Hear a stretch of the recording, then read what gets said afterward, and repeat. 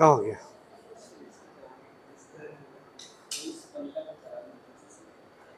क्या नहीं चल रहा है? वो स्विच नहीं पता कहाँ हुआ लास्ट। वन संसार और हमने उदाहरण कहाँ लिखे थे? जल से बस। ठीक।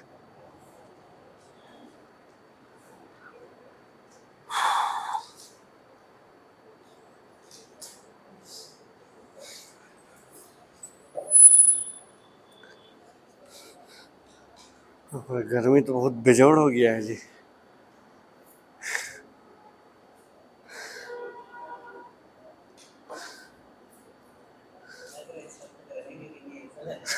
नहीं नहीं ऐसा नहीं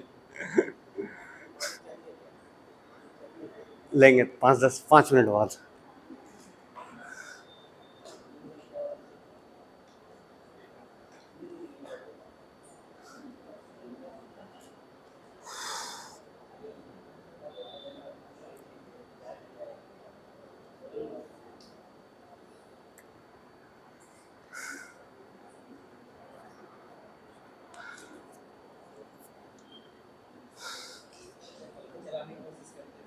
चलाइए।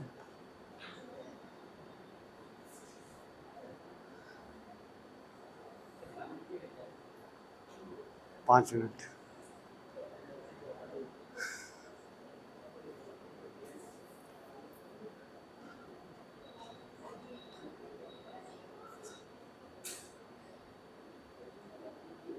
वो तो इधर चला।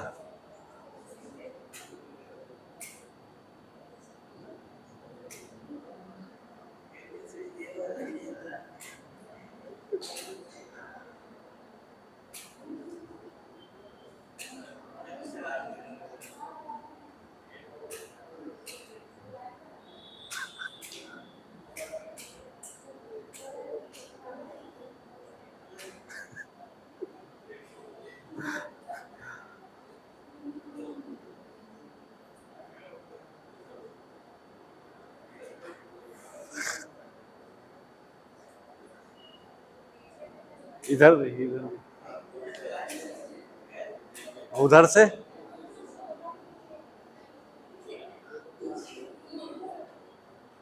उधर से देखिए, उससे देखिए।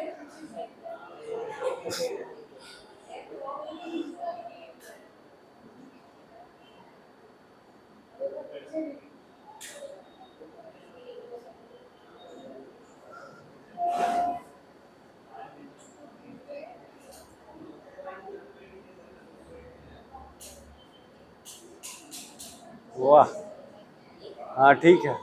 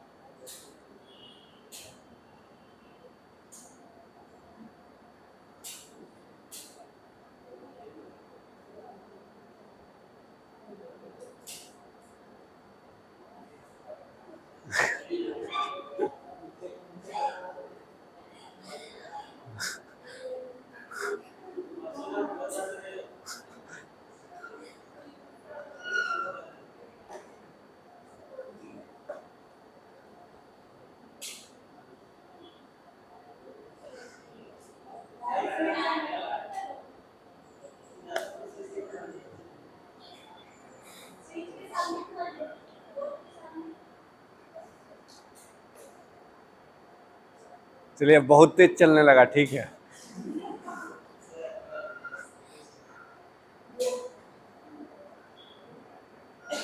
लेकिन हवा गर्म ही आ रहा नहीं।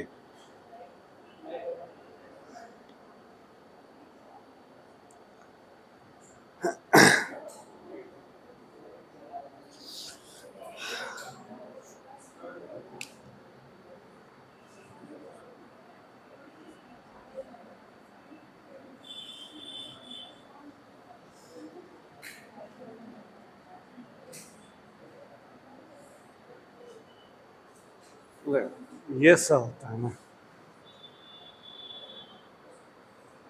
अब ठीक है कि पहले ही ठीक था? पहले वाला ठीक था।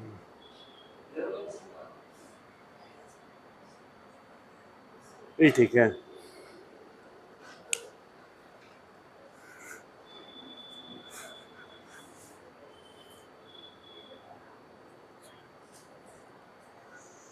इसको भी थोड़ा कम कर दो, एसी को। होगा कम कि फिक्स है इतने में?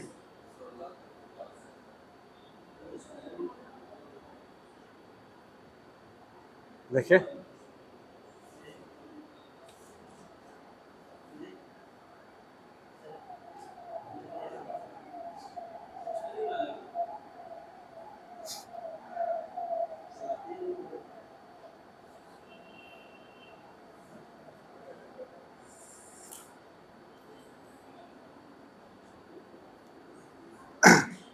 ठीक है, आज ऊर्जा संसाधन स्टार्ट करते हैं, एनर्जी रिसोर्सेस। और मेन इसका जो जो स्रोत है उसको पढ़ना है, ठीक है? कौन स्रोत है, क्या है क्या नहीं है। ये पानी, ये पानी।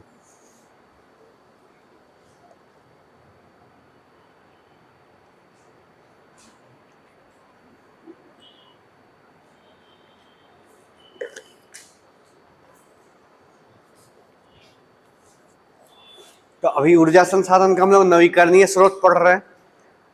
पहले ही बताए थे जो हमारे उपयोगी है, जिनका हम यूज करते हैं, सब क्या हो जाएंगे? संसाधन। आज के समय में ऊर्जा सबसे बड़ा संसाधन के रूप में, क्योंकि ऊर्जा ही से सारा काम हम लोग का हो रहा है। बिना ऊर्जा के कुछ भी नहीं हो पाएगा। भोजन करते हैं तो भी ऊर्जा मिलता है, काम कर रहे, पढ़ रहे, लिख रहे तो पंखा चाहिए, लाइट चाहिए, सब क्या है? ऊर्जा ही का एक रूप से दूसरा रूप है। तो ऊर्जा हम लोग के लिए आवश्यक है, ठीक है? लिखिए, ऊर्जा संसाधन के अंतर्गत, ऊर्जा संसाधन के अंतर्गत ऊर्जा संसाधन के अंतर्गत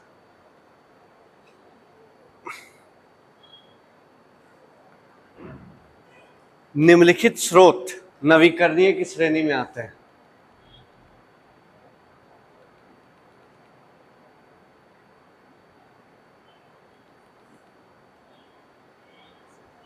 निम्नलिखित स्रोत नवीकरणीय की श्रेणी में आते हैं।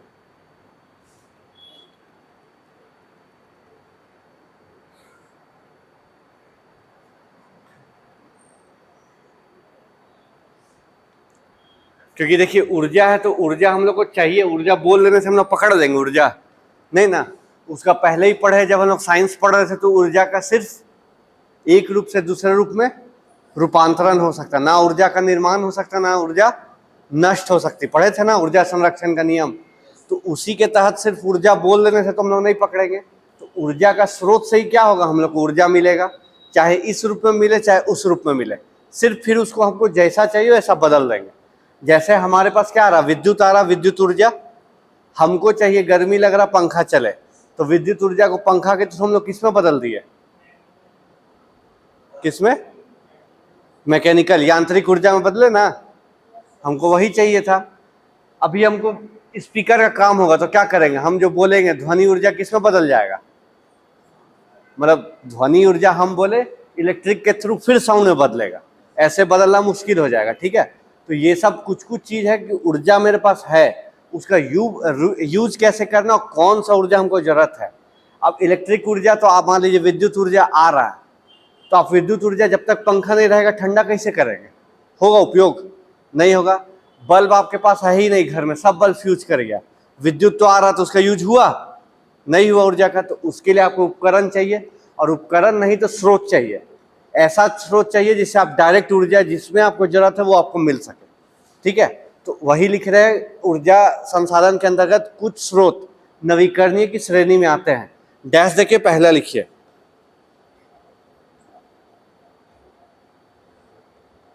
सौर ऊर्जा, सोलर एनर्जी।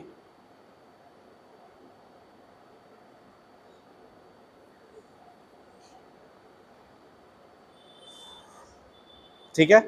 इसमें लिखिए, पृथ्वी पर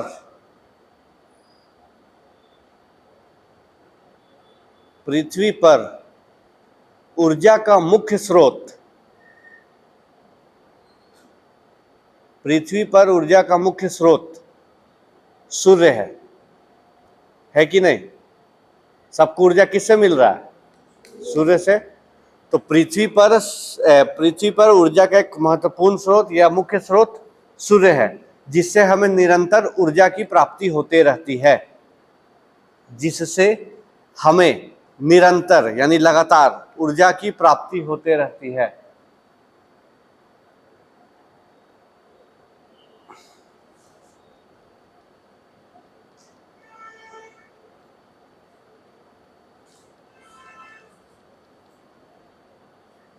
सूर्य से हमें कौन कौन सा ऊर्जा मिलता है? और सूर्य से हमें ऊष्मा और प्रकाश ऊर्जा की प्राप्ति होती है।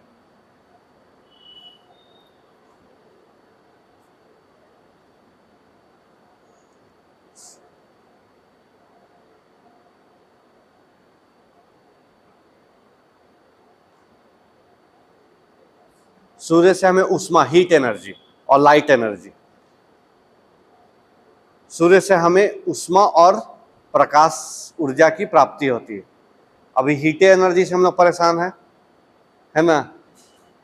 और बहुत जन स्टेटस में भी बहुत जन लगा रहा होगा कि एसी मत लगाओ, पेड़ लगाओ। पूछिएगा तो जो स्टेटस लगा रहा है वो कितना पेड़ लगाया है? वही तो बोल रहे हैं, वो कितना लगाया है। खाली उपदेश देने में सब आगे रहेगा, जब खुद करने पे आएगा ना तो कोई नहीं करेगा। अपने स्टार्ट करे तब ना माने सब लगाए। और उपदेश तो ऐसा दे रहा जैसे सबसे बड़ा आदमी वही है, उसी को चिंता पूरा पृथ्वी का। काम करना है नहीं, खाली पृथ्वी का चिंता कर रहे। अरे थोड़ा लगाइए खुद तब ना हम माने। अब जो सब चीज मेंटेन करे वो काहे नहीं यूज करेगा एसी का? अपना घर में वो बगीचा भी लगाया है, पेड़ पौधा भी लगाया है, पक्षी को पानी पिला, काहे नहीं यूज करे? हद हाल है। उपदेश खाली देना है, अपने करके दिखाइए तब ना माने। क्या थोड़ा लगाइए, वीडियो बनाइए कि देखिए हम पेड़ लगाए, ये पेड़ अगला साल इतना बड़ा हुआ, इतना बड़ा हुआ, तब ना सब मानेगा। तो देख रहा आजकल एक दो जन स्टेटस में ऐसा कर रहा है कि बाप रे। ठीक है, हम मानते हैं जरूरी है, लेकिन उपदेश देने से नहीं ना होगा। उपदेश तो हर कोई दे सकता है, लेकिन उस पर अमल करना सबसे बड़ा बात हो जाता है। तो सूर्य से हमें ऊष्मा ऊर्जा और प्रकाश ऊर्जा की प्राप्ति होती है। ठीक है, सूर्य में ऊर्जा का स्रोत, सूर्य में ऊर्जा का स्रोत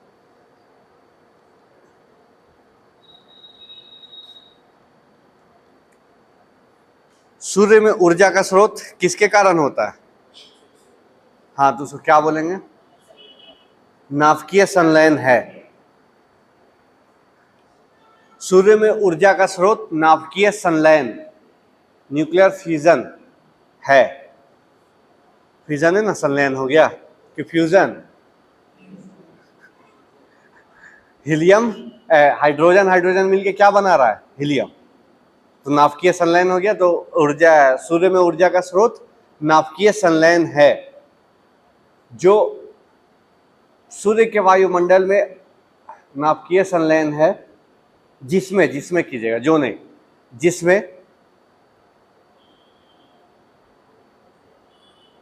जिसमें हाइड्रोजन मिलकर हीलियम का निर्माण करते हैं, अर्थात संलयन होता है। जिसमें हाइड्रोजन मिलकर हीलियम का निर्माण करते हैं, अर्थात संलयन होता है।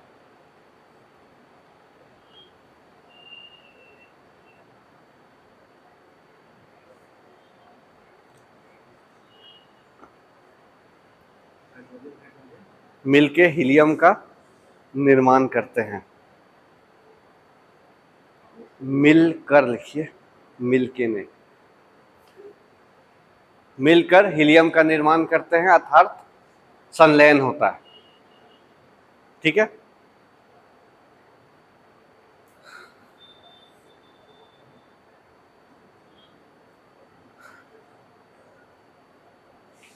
सूर्य के आकार एवं उसकी अवस्था की दृष्टि से, सूर्य के आकार एवं अवस्था की दृष्टि से, सूर्य के आकार एवं अवस्था की दृष्टि से सूर्य का आकार कहने का मतलब जितना उसका साइज है, पृथ्वी से कितना बड़ा गुना है, कितना बड़ा है?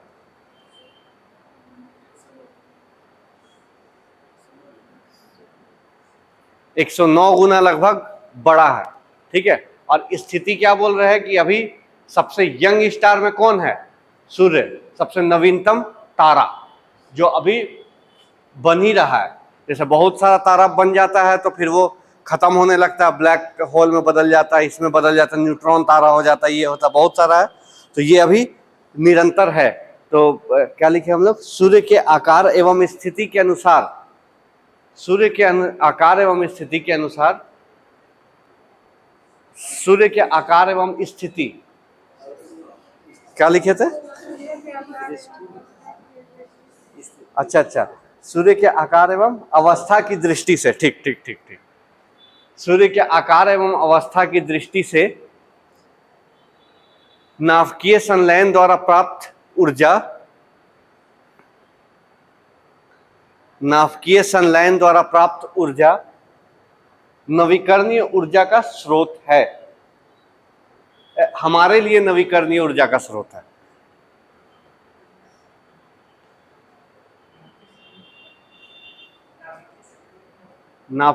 एक मिनट, क्या लिखे? सूर्य के आकार एवं अवस्था की दृष्टि से नाभिकीय संलयन द्वारा प्राप्त ऊर्जा हमारे लिए, प्राप्त ऊर्जा हमारे लिए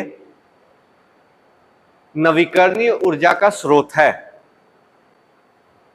हमारे लिए नवीकरणीय ऊर्जा का स्रोत है, क्योंकि पृथ्वी, सूर्य तो एक तो बहुत बड़ा, ऊपर से वहां 71% क्या है? Hydrogen, 26% helium. तो कंटिन्यू नाभिकीय संलयन होते रहेगा, वो एनर्जी मिलते रहेगा। आज है तो कल, मतलब आज अस्त हुए तो कल भी मिलेगा। और हम लोग नवीकरणीय का पहले भी देखे, जिसका पुनर्भरण प्राकृतिक रूप से एक निश्चित समय अंतराल में तुरंत हो जाए, सारा क्या होगा? नवीकरणीय। तो इसलिए सूर्य को हम लोग नवीकरणीय का श्रेणी में रख रहे हैं, नवीकरणीय ऊर्जा का स्रोत है। नेक्स्ट लाइन से लिखिएगा, सूर्य से हमें निरंतर,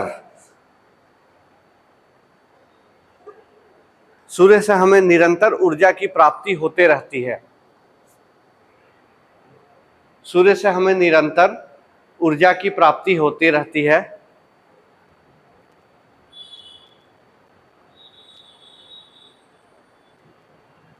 सूर्य से हमें निरंतर ऊर्जा की प्राप्ति होते रहती है, और यह स्रोत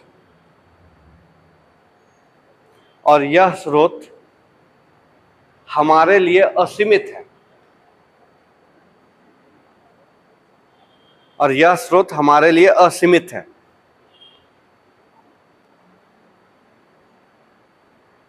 और यह स्रोत हमारे लिए असीमित है। ठीक है, सूर्य से प्राप्त होने वाली ऊर्जा को सौर ऊर्जा कहते हैं। सूर्य से प्राप्त होने वाली ऊर्जा को सौर ऊर्जा कहते हैं।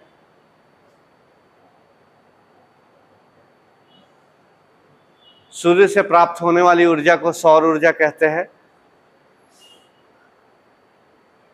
और यह एक नवीकरणीय ऊर्जा स्रोत का उदाहरण है। और यह एक नवीकरणीय ऊर्जा स्रोत का उदाहरण है।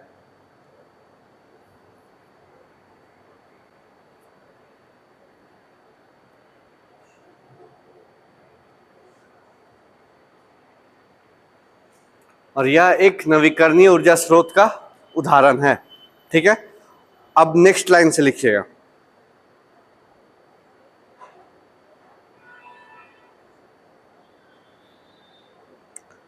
उष्मीय ऊर्जा यानी हीट एनर्जी, उष्मा ऊर्जा या उष्मीय ऊर्जा एक ही चीज है। उष्मीय ऊर्जा हमारी अर्थव्यवस्था के, उष्मीय ऊर्जा हमारी अर्थव्यवस्था के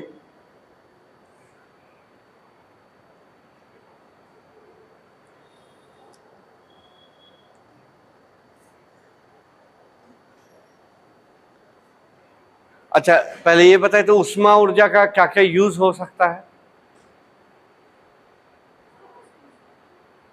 अच्छा, प्रकाश ऊर्जा का क्या यूज है? अरे रात में प्रकाश ऊर्जा होता है तो क्या हो जाता है, हम लोग नहीं ना देख पाते हैं, तो प्रकाश ऊर्जा क्या यूज हुआ देखने में। सबसे पहले तो यही है, प्रकाश है तो हम लोग देख पा रहे, प्रकाश नहीं तो नहीं देख पाएंगे, खत्म, रात में नहीं देख पाते। उसी तरह उष्मा ऊर्जा का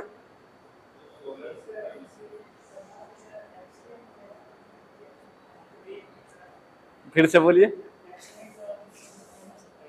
थोड़ा कस के नहीं सुनाई दिया। बोल रहे हैं कि एक्सरे का जो उपयोग किया जाता है वो लाइट से भी होता है। नहीं, एक्सरे वेव अलग है, लाइट से नहीं होगा, एकदम नहीं होगा। हाँ, गामा से तो, और गामा मतलब बहुत ज्यादा पावरफुल है, उच्छेद कर देगा। एक्सरे एक अलग ही वेव है, नॉन मैकेनिकल वेव में आता है, उसका थोड़ा कम रहता है एनर्जी, उससे होता है, लाइट से नहीं हो पाएगा। लाइट अगर रहता तो हम लोग भी पार करके देख लेते, लेकिन नहीं होगा। ठीक है, लाइट ऐसे बहुत सारा आप यूज कर सकते हैं कि लाइट हम देखने ही के लिए बेसिकली करते हैं, और वैसा कुछ यूज होता नहीं। सजावट हो गया वो अलग सब चीज है, लेकिन बेसिकली देखने के लिए। उसी तरह उष्मा का यूज, ठीक है, एकदम सही है सोलर, लेकिन हम क्या पूछे, उष्मा ऊर्जा का यूज कहाँ कहाँ होता है? खाना बनाने में। अरे होता है ना उष्मा, गर्मी ही से ना खाना बन रहा है। ठंडा में आपको ठंडा लगता है तो क्या करते हैं, उष्मा की तरफ बढ़ते हैं कि उष्मा हमको मिले। फिर और उष्मा का यूज ताप विद्युत गृह होता है, कोयला जल की उष्मा मिलके टरबाइन घूम रहा है।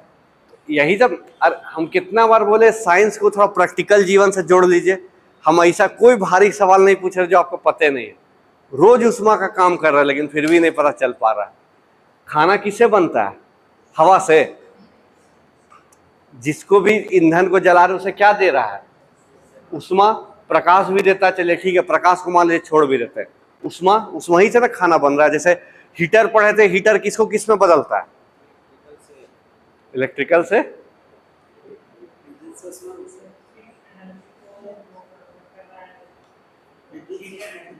इलेक्ट्रिक एनर्जी को हीट एनर्जी, ठीक है, विद्युत ऊर्जा को उष्मा ऊर्जा में बदला।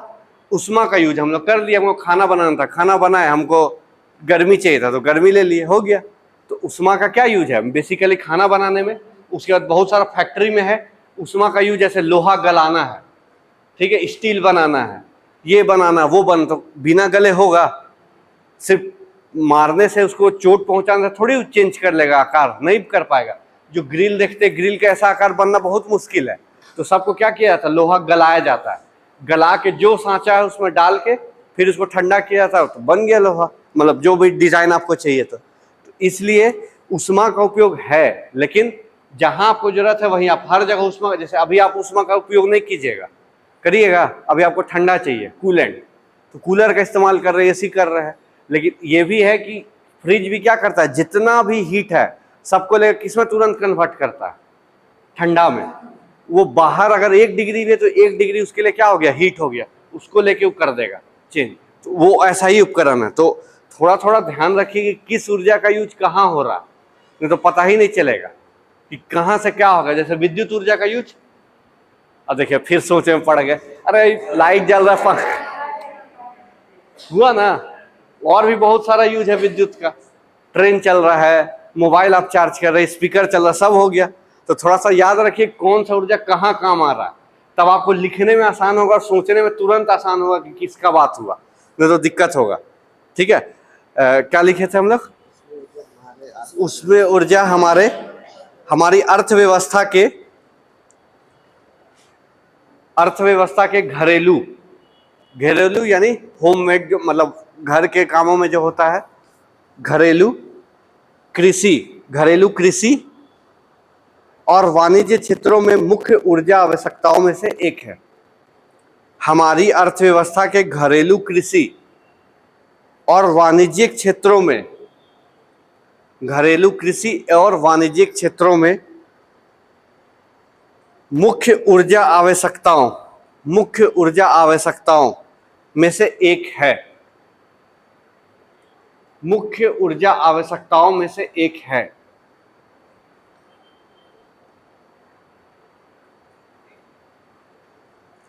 देखिए ये इसलिए बोल रहे हैं कि पहले के समय में थोड़ा जाइए,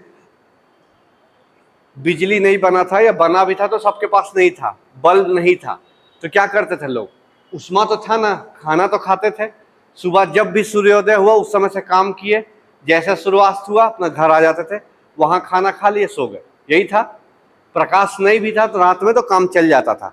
अभी चूंकि थोड़ा मॉडर्न जमाना हो गया, रात में भी लोग काम कर रहे हैं, दिन में भी काम कर रहे हैं, तो इसीलिए प्रकाश की जरूरत है। अगर सूर्य नहीं मिला तो उसका वैकल्पिक स्रोत हम लोग खोज लिए, बल्ब खोजे ना, कि ठीक है विद्युत से चलेगा, बल्ब से हमको जो काम करना है वो कर सकेंगे। लेकिन उष्मा नहीं होगा तो खाना नहीं बनेगा, ठीक है। जैसे एलपीजी किसका स्रोत होता है? उष्मा ही का ना होता बेसिकली। आग जलाएगा तो उष्मा मिलेगा, प्रकाश भी मिलता, अलग चीज है। लेकिन आप एलपीजी जला के प्रकाशमान नहीं कर सकते रूम को, सिर्फ खाने बनाने में उसका उपयोग हो सकता है ज्यादा। अब जबरदस्ती का अब करिए कि नहीं हमको पढ़ना ही है, तो एलपीजी जला के बगल में पढ़ रहे, अलग बात है, ठीक है, वो अलग है। लेकिन बेसिकली वो किसके लिए है? उष्मा, खाना के लिए। कोयला किसके लिए है? उष्मा, क्योंकि वो क्या है? प्रकाश आपको नहीं देगा, बहुत कम देगा, वो आपका कोई काम का नहीं होगा। आप सोचिएगा कि इस रूम में लाइट करने के लिए हम कोयला जला ले, तो वो क्या है? संसाधन की बर्बादी है, यही ना है। जबरदस्ती होगा, कोई फायदा नहीं होगा उसका। तो इसीलिए हर चीज का अपना अपना महत्व है, अपना अपना जगह। इसलिए इसको लिखे कृषि और वाणिज्य क्षेत्रों में मुख्य ऊर्जा आवश्यकताओं में से एक है। आगे लिखिएगा भारत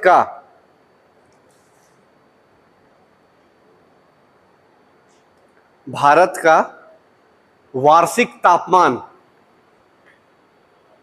ईयरली टेम्परेचर या एवरेज टेम्परेचर, भारत का वार्षिक तापमान 25 डिग्री सेल्सियस से 27 डिग्री सेल्सियस,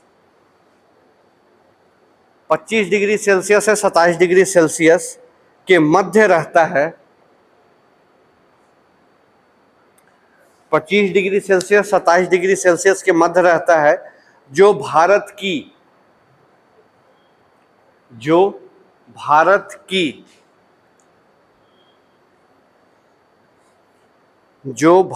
की विशाल सौर ऊर्जा क्षमता को दर्शाता है। जो भारत की विशाल सौर ऊर्जा क्षमता को दर्शाता है।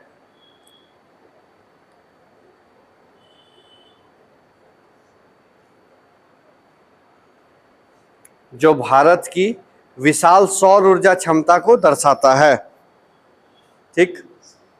क्योंकि हम उस दिन भी बताए थे भारत का मानचित्र बना के कि भारत पास नवीकरणीय ऊर्जा का बहुत स्रोत है ना, बहुत सारा स्रोत है हमारे पास, लगभग सारा कुछ है।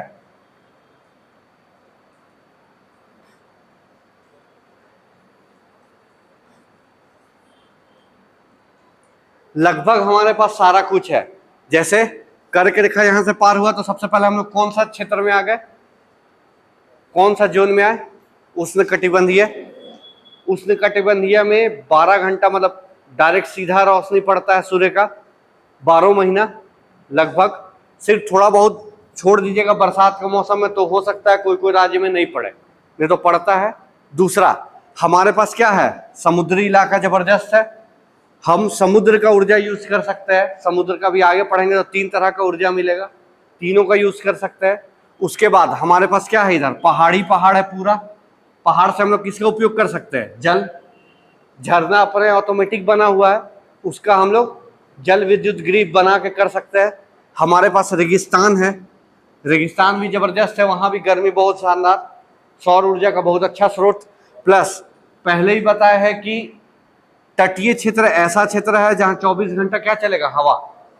दिन में इधर से उधर, रात में उधर से इधर। तो यहाँ पे क्या हो जाएगा? पवन चक्की, पवन ऊर्जा का उपयोग। राजस्थान में भी क्या? पवन ऊर्जा, पवन चक्की बहुत लग सकता है कि आंधी बहुत चलेगा, जैसे वो घुमा मेरा काम हो गया, ठीक है। तो ऐसा बहुत सारा चीज है। प्लस हमारे पास जंगल भी ठीक ठाक है, अगर देखा जाए तो हम क्या कर सकते हैं? वन संसाधन का उपयोग भी अच्छे से कर सकते हैं। बस शर्त यही है, कल भी लिखाए थे कि अगर मानव गतिविधि उस प्रकार हुआ तो वन क्या होगा? नवीकरणीय, नहीं तो फिर बहुत मुश्किल होगा। नहीं तो इसलिए नवीकरणीय नहीं बोल सकते क्योंकि बहुत सारा प्रजाति हम क्या करेंगे? खो देंगे। जो सिर्फ एक खास कंडीशन ही में उग सकता है, बढ़ सकता है, अगर उस पर हम लोग ध्यान नहीं दिए तो बहुत सारा प्रजाति को हम खो देंगे, जानवरों की प्रजाति को खो देंगे। इसलिए वो दोनों बहुत बार मानवीय गतिविधि पे डिपेंड करता है। लेकिन फिर भी आप खास प्रजाति को छोड़ दीजिए तो जो आम पेड़ पौधा है वो आप नहीं भी कुछ कीजिएगा ना, लेकिन आप खाली कंक्रीट का ढलाई नहीं किए तो देखिए उग जाएगा, हो जाता है ना, हरियाली तो हो ही जाता है, बस उसका उपयोग हमको करना है जैसे भी करें।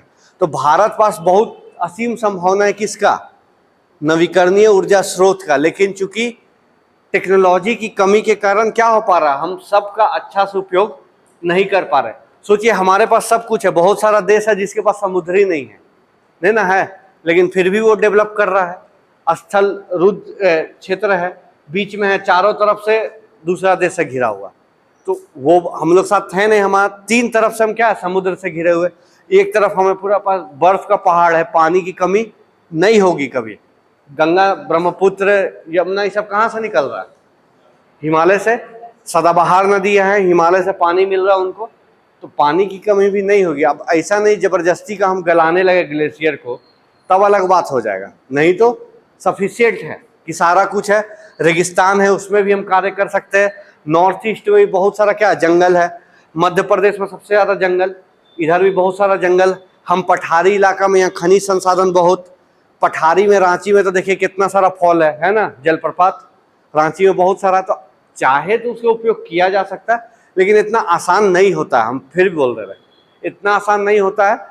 उसमें जितना पैसा खर्च करेंगे इससे अच्छा सो किस में बदल देंगे, पर्यटन क्षेत्र में, पर्यटन क्षेत्र में बदल लेंगे तो ऑटोमेटिक पैसा आएगा, पैसा आएगा तो उसको दूसरे तरफ हम लोग यूज कर सकते हैं, ठीक है। जैसे फ्रांस 1960 में परमाणु बम का परीक्षण किया था अफ्रीका का सहारा रेगिस्तान में, ठीक है, उसके पास क्योंकि जगह नहीं है, तो करे तो कहाँ करे, अब चूंकि वो टेक्नोलॉजी संपन्न देश है तो करेगा ही, तो सहारा का रेगिस्तान में कर लिया, हो गया उसका। अभी राफेल हम लोग उसी से खरीदे, सोच लीजिए कुछ नहीं होते हुए भी, छोटा देश होते हुए कितना टेक्नोलॉजी है, लेकिन हमारे पास कमी है, लेकिन सब पे काम चल रहा है, ऐसा नहीं है नहीं है। अभी आप इस रेंज में जाइएगा तो आपको बहुत पवन ऊर्जा का दिखेगा चक्की, बहुत बहुत लग गया।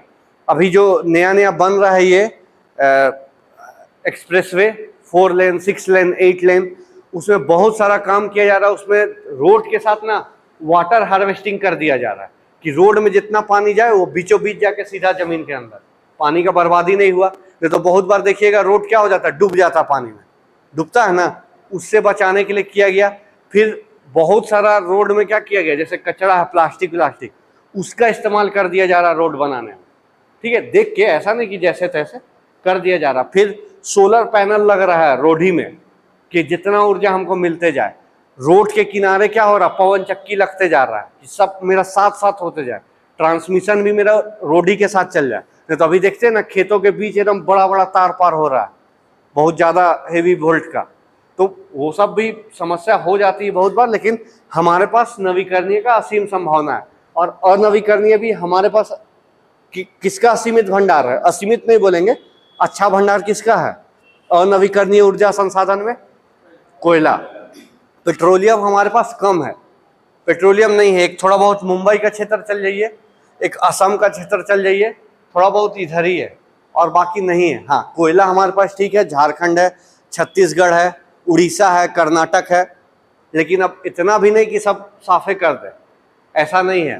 तो अब जैसे अरब कंट्री पास क्या है, खाली तेल है, जबरदस्त तेल है, सबको बेचता है, रूस पास बहुत तेल है, तो काम हो जाता है। लेकिन हमारे पास चूंकि ध्यान किधर देना होगा, नवीकरणीय में, इसलिए अभी आप लोग देखिएगा बहुत सारा ये इलेक्ट्रिसिटी बोर्ड का आता है वैकेंसी या कोई टेंडर उंडर, तो देखिएगा उसमें रिन्यूएबल एनर्जी लिखेगा, नवीकरणीय ऊर्जा में इसका चाहिए, उसका चाहिए, उसका चाहिए, क्योंकि उसको पता है आज के समय में उसी पे जाना होगा, नहीं तो सब महंगा होते जाएगा जितना धीरे धीरे होगा। अब जैसे टाटा है, टाटा स्टील कहाँ है, जमशेदपुर, अगर वहां पे कोयला का सप्लाई रुक गया तो काम होगा, नहीं होगा। अगर यहाँ से लोहा जाना बंद हो गया तो काम होगा, नहीं होगा। तो सब कुछ देखना ना, फिर उतना उतना हम कच्चा माल ले रहे हैं, उसको बनाएंगे, उसमें ऊर्जा खपत हुआ, उसमें श्रम बल लगा, पैसा लगा, उसके बाद उसका पैकिंग होगा, ये होगा वो होगा, उसके बाद ट्रांसपोर्टेशन होगा, तो ऑटोमेटिक ये कॉस्ट बढ़ेगा। इसीलिए सब कुछ देख के हम लोगों को करना पड़ता है। लेकिन नवीकरणीय का हमारे पास अच्छा संसाधन है, अगर हम लोग घर में भी चाहे तो क्या कर सकते हैं, सौर पैनल लगा सकते हैं ना, तो आपको बिजली के लिए किसी पर निर्भर रहने की जरूरत नहीं है, आप खुद पे रह सकते हैं। और आजकल ऐसा नहीं है, बहुत जन सोचते हैं कि ठीक है सौर पैनल लगा लिए, अगर सूर्य नहीं दिखा तो एक सप्ताह बिना लाइट का होगा, तो आजकल वो सिस्टम नहीं, आजकल बैटरी भी आ जाता है उसमें, बैटरी से कनेक्ट रहेगा। जब तक सूर्य है तब तक आपको चार्ज होकर अपने आप आपको एनर्जी देगा। अगर मान लीजिए एक सप्ताह सूर्य नहीं निकला, बरसात का समय, जो बैटरी लगा हुआ वो आपको एनर्जी सप्लाई कर देगा, तो जरूरत नहीं पड़ेगा। और आपको मन है तो आप दोनों कनेक्शन लीजिए, जो आ रहा है बिजली बोर्ड से वो भी लीजिए, सोलर पैनल भी लीजिए। मन है तो सोलर पैनल को बेचिए अगल बगल, या सरकारें को बेचिए, तो सब कुछ हो जाएगा। तो इसीलिए नवीकरणीय हम लोग क्या कर सकते हैं, खुद में व्यवस्थित कर सकते हैं। अनवीकरणीय में सिर्फ हम कोयला ही को व्यवस्थित कर पाएंगे और किसी को नहीं पड़ेगा। आपको कच्चा तेल मिल जाएगा, आप कुछ कर लीजिएगा, नहीं कर पाएगा। आप सोचिए गाड़ी में डालने से गाड़ी में चलेगा, कभी नहीं चलेगा। कच्चा तेल के बाद रिफाइन होकर तब पेट्रोल, डीजल और जो जो मिलना है सब मिलेगा, नहीं तो कोई उपाय नहीं। और दूसरा, अगर प्राकृतिक गैस का भी स्रोत मिल जाए तो कर पाएंगे हम लोग, नहीं कर पाएंगे। वो इतना हेवी मात्रा में निकलेगा कि आप जरा सा माचिस लगा पूरा घरे जल जाएगा। अभी भी देख लीजिए, सिलेंडर को खाली ऑन करके आप मत जलाइए, जब आप माचिस मारते होंगे तो फैलता है ना पूरा आग, जब उतना ही में उतना डेंजर है तो भाई प्राकृतिक रूप से निकल रहा बहुत जबरदस्त, तो और खतरनाक होगा। और वैसे भी अगर किसी का घर या आसपास अगर खनिज का संसाधन मिल गया तो क्या करेगा, सरकार उसको अपना कब्जा में ले लेगा। कोयला निकल गया तो ऐसा नहीं ना, हाँ नहीं पता चल रहा है तो जब तक खींच रहे खिंचा जाएगा, लेकिन इतना आसान होता नहीं। कोयला भी निकालना इतना आसान नहीं है, बहुत रिस्क है बहुत, क्योंकि अंदर जाइए निकालिए, आपको कोयला क्वालिटी भी देखना होगा। जो आपका काम ही का नहीं है, पता चला उसे 1% ऊर्जा मिल रहा है और उसको निकालने में हमको 50% पैसा खर्चा करना पड़ रहा, तो नहीं ना निकलेगा, कोई फायदा नहीं होगा। तो इसीलिए वो सब ध्यान दिया। तो भारत में असीम संभावना। और भारत में देखिए अभी भी उत्तर भारत में क्या हो रहा है, बहुत जबरदस्त गर्मी। अगर इस गर्मी का हम लोग उपयोग कर पाए तो ठीक, नहीं कर पाए तो फिर तो गर्मी चल जाएगा, फिर अगला साल आएगा, यही होगा। लेकिन नवीकरणीय का स्रोत तो होगा कि हम लोग इसका अगर उपयोग कर पाएंगे तो बहुत कुछ हो सकता है। तो इसी में हम लोग लिखे क्या कि 25 से 27 डिग्री के मध्य रहता है, जो भारत की विशाल सौर ऊर्जा क्षमता को दर्शाता है। सूर्य से 0.1%, सूर्य से 0.1% सौर ऊर्जा ही पृथ्वी तक आती है। सूर्य से 0.1% सौर ऊर्जा ही पृथ्वी तक आती है।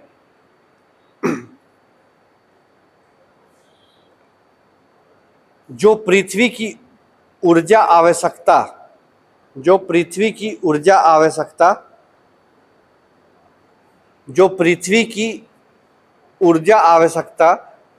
को पूरी करने के लिए पर्याप्त है। जो पृथ्वी की ऊर्जा आवश्यकता को पूरी करने के लिए पर्याप्त है।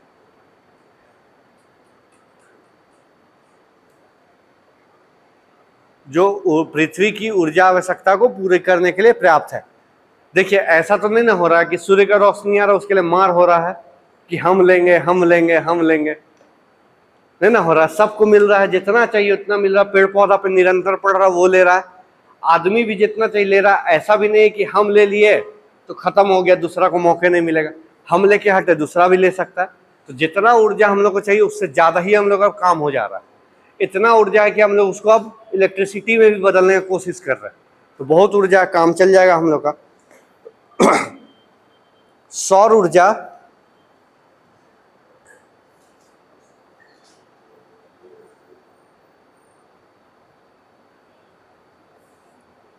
ऊर्जा का मुख्य और एकमात्र स्रोत, सौर ऊर्जा का मुख्य और एकमात्र स्रोत सूर्य है।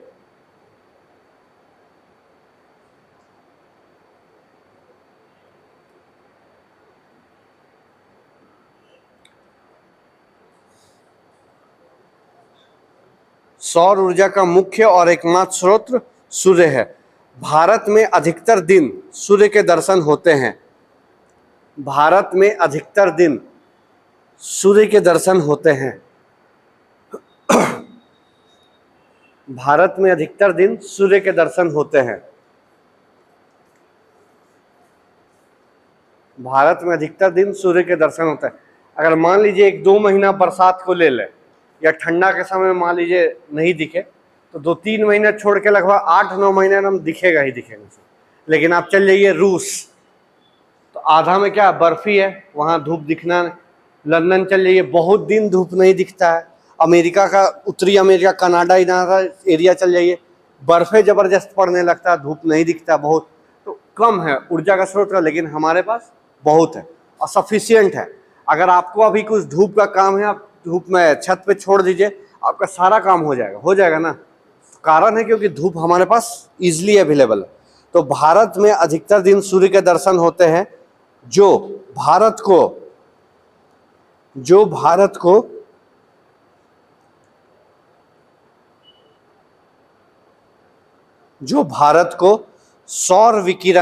सौर विकिरण यानी वही सौर रेडिएशन, सौर ऊर्जा, सौर विकिरण लाभित, जो लाभ प्राप्त करता है, सौर विकिरण लाभित देशों में शुमार करता है, जो सौर विकिरण लाभित देशों में शुमार करता है, यानी भारत को लाता है।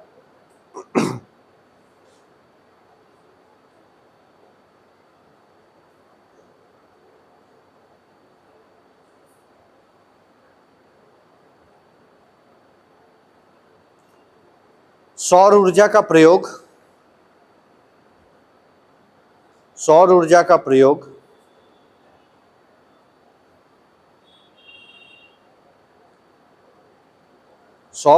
प्रयोग ऊष्मा निर्माण में किया जाता है। सौर ऊर्जा का प्रयोग ऊष्मा निर्माण में किया जाता है,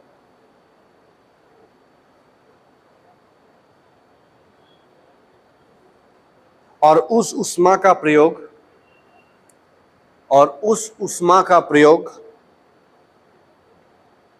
कई तरह के कार्यों में किया जाता है, और उस ऊष्मा का प्रयोग कई तरह के कार्यों में किया जाता है, और उस ऊष्मा का प्रयोग कई तरह के कार्यों में किया जाता है, जैसे सोलर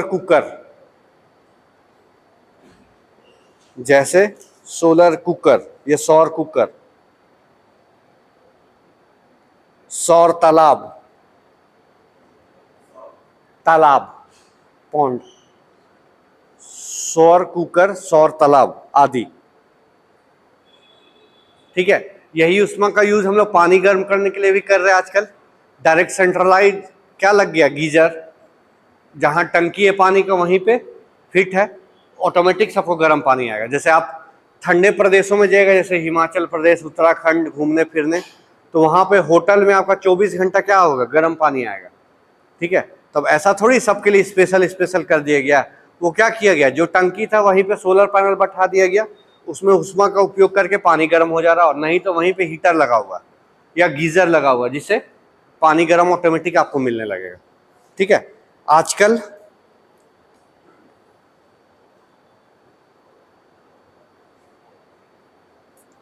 सौर ऊर्जा का प्रयोग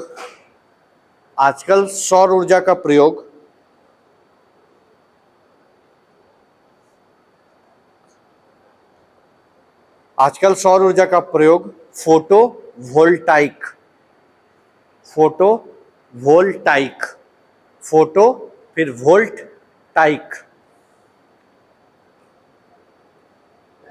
हाँ, फोटोवोल्टाइक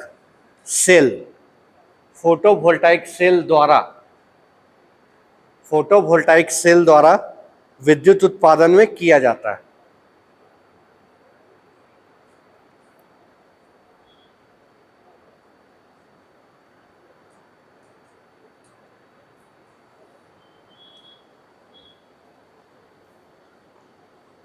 अतः सौर ऊर्जा का प्रयोग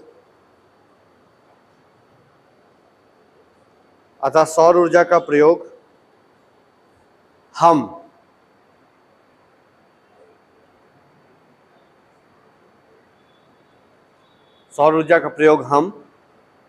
ऊष्मा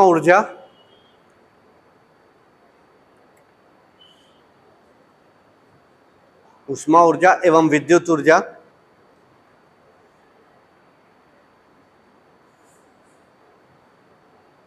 के रूप में करते हैं।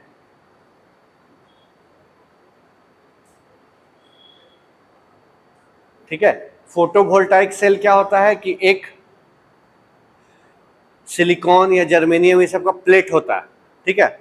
जब सूर्य का रोशनी उसमें पड़ेगा तो उसमें केमिकल रिएक्शन, रासायनिक अभिक्रिया और कुछ कुछ होता है, जिससे डायरेक्ट कहाँ बदल जाता है वो, इलेक्ट्रिकल एनर्जी में, विद्युत ऊर्जा में। और फिर विद्युत ऊर्जा मिला, विद्युत ऊर्जा का आप जैसे इस्तेमाल कीजिए, पंखा चलाना पंखा चलाइए, मरकरी चलाना तो मरकरी चलाइए, सारा हो जाए। जैसे यहाँ भी सौर पैनल लगा हुआ है, लाइट कटेगा तो देखिए वहां से सप्लाई होता है तुरंत, ठीक है। तो ये सब क्या हो गया, विद्युत ऊर्जा में बदल लेता है। और लास्ट लाइन लिख लीजिए खाली, चूंकि सौर ऊर्जा की प्राप्ति, चूंकि सौर ऊर्जा की प्राप्ति हमें, चूंकि सौर ऊर्जा की प्राप्ति हमें प्रतिदिन एक निश्चित समय अंतराल पर प्राप्त होती है,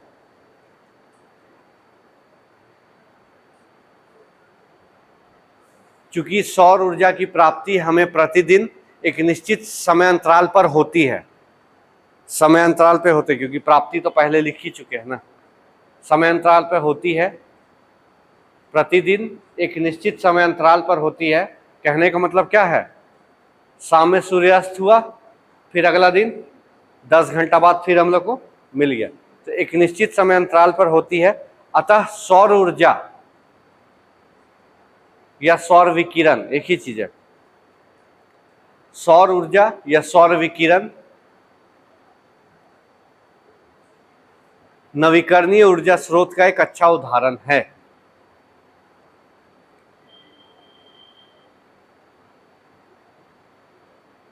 नवीकरणीय ऊर्जा स्रोत का एक अच्छा उदाहरण है।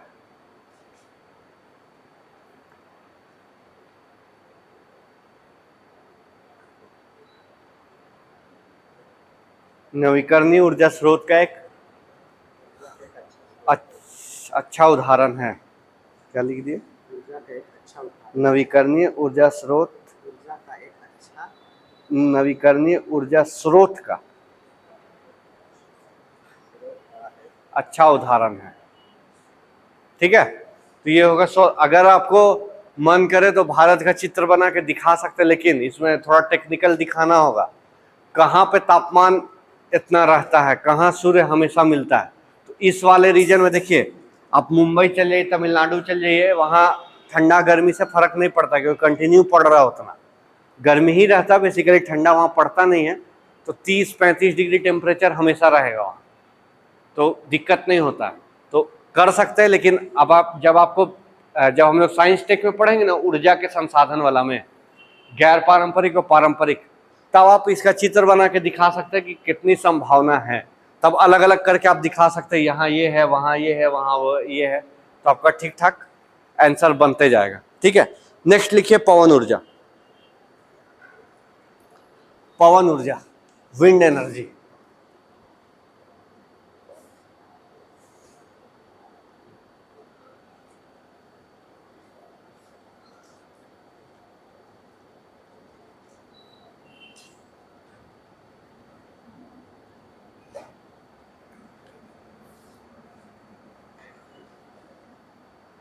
पवन ऊर्जा यह एक स्वच्छ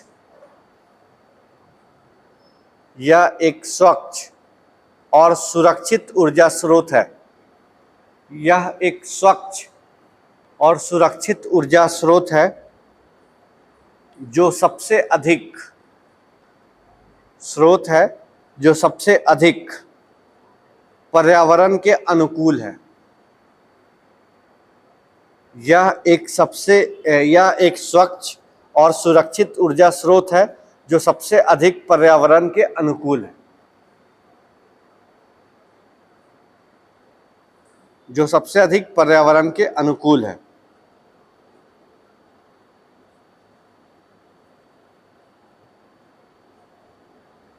जो सबसे अधिक पर्यावरण के अनुकूल है, ठीक है। अब जैसे देखिए, आजकल सरकार खेतों में भी क्या बोल रहा है, ये लगाने सोलर पैनल, कि आपका जो मोटर है, ये है, वो है, उसको आप डायरेक्ट उसी से उपयोग कर ले। और खेत भी ऐसा चीज है जहां कंटिन्यू धूप पड़ता है, लेकिन अब ऐसा नहीं कर देना है कि जहाँ खेती करते हैं वहीं सोलर पैनल लगा दिया, पता चला आपका खेती डाउन हो गया, बिजली बन गया, कोई काम होगा? बिजली खा लेंगे हम लोग? नहीं ना, खेती के लिए तो चाहिए। हाँ, अगर आपके पास लग रहा है कि खाली जमीन है, आप लगा दीजिए, एकदम सही है, कोई दिक्कत नहीं है। तो जगह का तो थोड़ा सा हो जाता है, क्योंकि बहुत जन के पास जगह नहीं है तो काम नहीं कर। लेकिन ये जो पवन, अच्छा स्वच्छ ईंधन समझते हैं? स्वच्छ ईंधन, स्वच्छ ईंधन मतलब क्या? जिसमें, हाँ, मतलब जो प्रदूषण ना करे। जैसे एलपीजी को क्या बोला जाता है? स्वच्छ ईंधन है। क्यों बोला जाता? पहले लकड़ी कोयला बनाते थे, उससे क्या होता था? प्रदूषण होता था, खुद में बीमारी होता था, धुआं जा रहा तो फेफड़ा बीमारी हो रहा है ना। लेकिन एलपीजी आने के बाद ना खुद को बीमारी हो रहा, ना पर्यावरण को कोई नुकसान पहुंच रहा, तो स्वच्छ ईंधन है। लेकिन पवन ऊर्जा को बोला जाता है, लेकिन देखिए एक डिमेरिट है इसमें, क्या?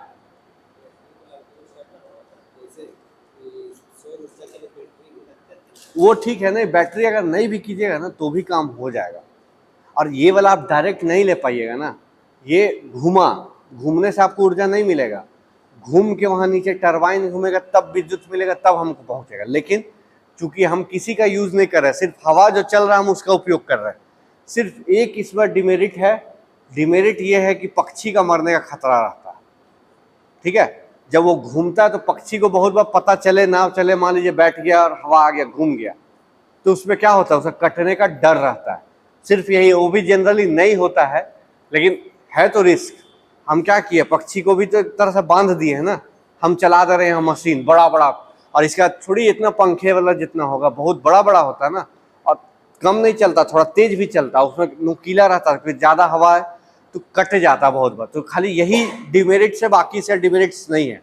और वो भी कम होता है, ऐसा नहीं कि होते ही रहता है, अगर होता तो दिक्कत होता। उससे ज्यादा पक्षी कैसे मर जा रहे हैं अभी? रेडिएशन से, ये विकिरण से, मोबाइल का रेडिएशन से। ये सब एक आया था रोबोट 2.0, देखे थे ना, उसमें पक्षी का बताया था कि रेडिएशन से बहुत मर रहा। तो वो होता है, वो सही है, क्योंकि रेडिएशन हमारे स्वास्थ्य के लिए भी नुकसानदायक है, बहुत नुकसानदायक है। इसीलिए क्या बोल जाता है, रात में जब सोइए तो मोबाइल को कम से कम दूर रख के सो जाइए, जरूरत नहीं तो मोबाइल को दूर रखिए, क्योंकि एनी टाइम क्या हो रहा है, विकिरण तो इसमें आ रहा है ना, कैप्चर कर ही रहा है, तो अब क्या है, एनी टाइम रेडिएशन का संपर्क में, तो कहीं ना कहीं हो सकता है इफेक्ट करे, तो इसीलिए उसमें थोड़ा सा डाउट रहता है। ठीक है, तो पर्यावरण के अनुकूल है। आगे लिखिए, जब हवा बहती है,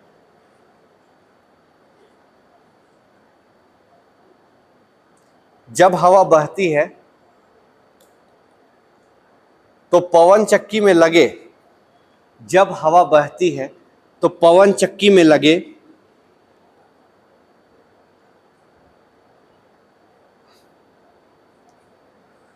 जब हवा बहती है तो पवन चक्की में लगे पंख को घुमाती है।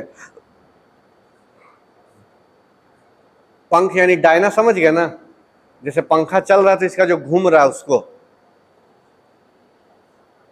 पंख को घुमाती है, तब यह हवा जनरेटर के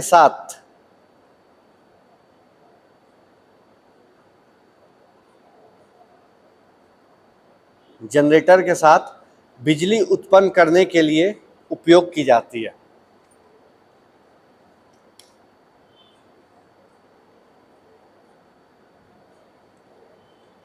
जनरेटर के साथ बिजली उत्पन्न करने के लिए उपयोग की जाती है।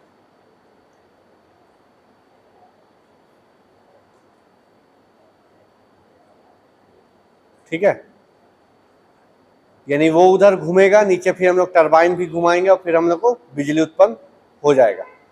जैसे आप लोग बाहुबली देखे हैं, बाहुबली में वो भल्लाल देव का रथ देखे थे, आगे जो घूमता था, कैसे घूम रहा,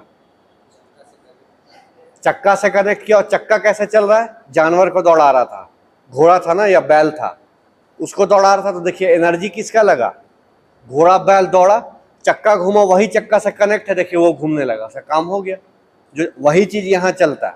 तो ऊर्जा और जितना भी इक्विपमेंट है सब आपके पास है, डिपेंड करेगा आप कैसे उसका यूज कर रहे हैं। सब कुछ हो सकता है, लेकिन सिर्फ डिपेंड क्या करना होगा, उसका यूज पे। वहाँ इंजीनियरिंग लगाया बहुत जबरदस्त, देखिए बिना अपना दूर बैठे बैठे सबको काटते जा रहा था, हो रहा था ना। एनर्जी भी नहीं लगाना पड़ा, जो चल रहा है उसी से सब काम हो गया, रथ भी चल गया, वो भी घूमने लगा, तो हो गया काम।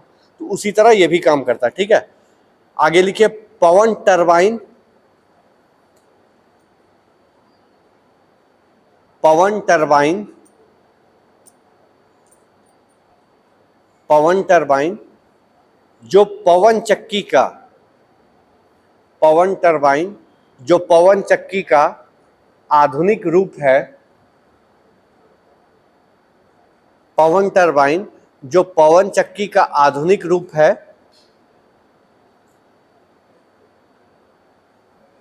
पवन ऊर्जा का उपयोग कर विद्युत उत्पादन में सक्षम है।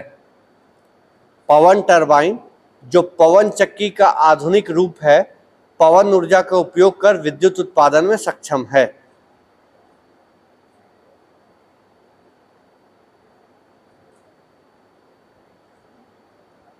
पवन टरबाइन जो पवन चक्की का आधुनिक रूप है, पवन ऊर्जा का उपयोग कर विद्युत उत्पादन में सक्षम है, ठीक है।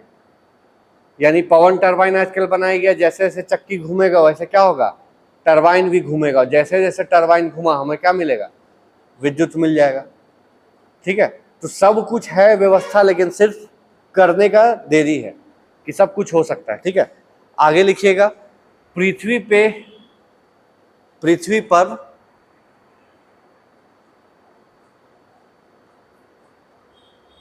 पृथ्वी पर हवा या पवन हमें निरंतर मिलता रहता है।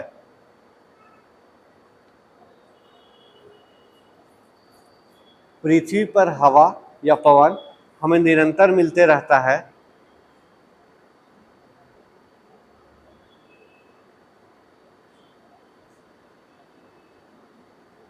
अतः यह असीमित रूप से मौजूद है। अतः यह असीमित रूप से मौजूद है,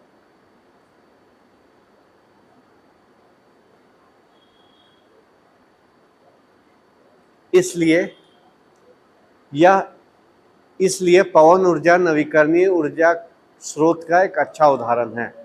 इसलिए पवन ऊर्जा नवीकरणीय ऊर्जा स्रोत का, इसलिए पवन ऊर्जा नवीकरणीय ऊर्जा स्रोत का एक अच्छा उदाहरण है।